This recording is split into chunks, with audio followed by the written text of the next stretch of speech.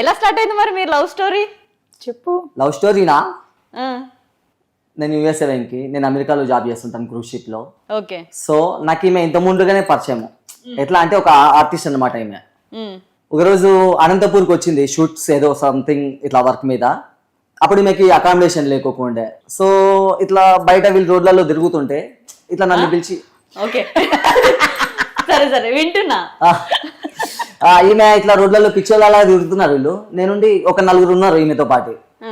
అంటే ఏంది ఇట్లా తిరుగుతున్నారు మీరు, ఏమైంది, ఏ ఊరు ఇట్లా అన్న. నాది వచ్చేసి వైజాగ్ అమ్మా అన్నారు.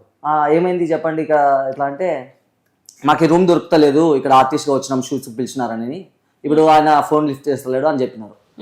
సో అప్పుడు నేనుండి మా ఇంటి పక్కన రూమ్ ఉంది, కావాలంటే మిమ్మల్ని తీసుకెళ్తా, మీకేమి అభ్యంతరం లేకుంటే అని చెప్పాను నేను.